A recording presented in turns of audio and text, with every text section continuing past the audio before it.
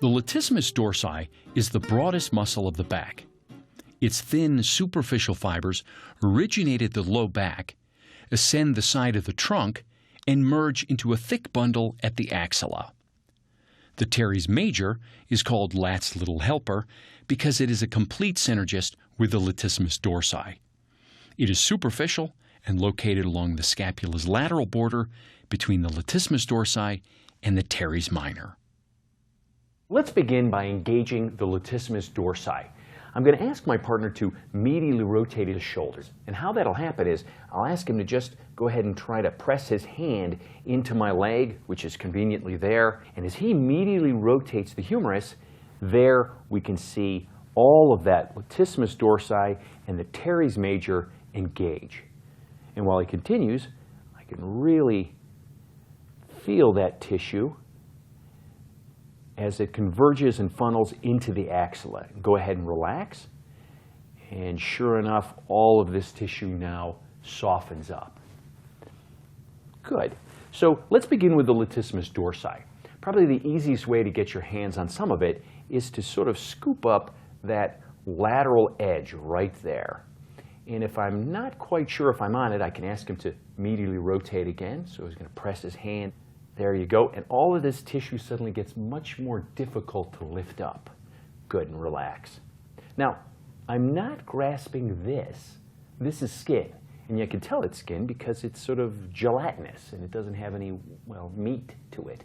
But if I reach in a little more, all of this is going to be the latissimus dorsi. And it certainly gets much thicker as it converges and bundles right here on the posterior axilla.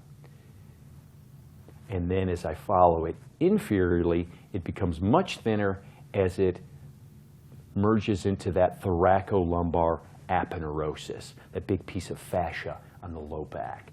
So if this is my latissimus dorsi, where's going to be its synergist, the teres major?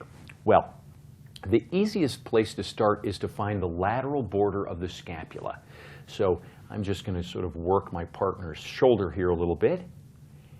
And there I can find the inferior angle of the scapula.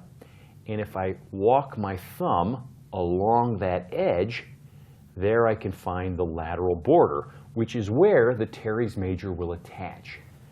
So if I ask my partner to go ahead and engage again and try to medially rotate, wow, the very dense mass of muscle tissue running right off that lateral border. Good, go ahead and relax. And so I can access it directly, just right on top of the muscle belly, right there. Or I can scoop up underneath, sort of taking the latissimus dorsi with me, sort of like grabbing a hamburger. And there I can feel the teres major underneath my fingers, like so. Very accessible tissue. Thank you. Finally, we can lengthen the teres major and latissimus dorsi by abducting the shoulder, laterally rotating it, and even bringing it up like so. And then finally, we can shorten the muscles by bringing the arm next to the body like so, which adducts the shoulder joint. We can also access these muscles in a supine position. I can take my partner's arm and flex the shoulder. And then if I ask him to try to bring his elbow toward his hip, go ahead and extend.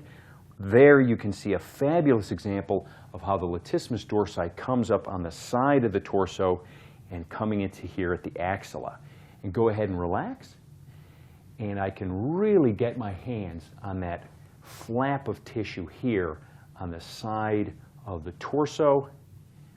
And as I come up closer, I find that there is the bulky tissue of the teres major.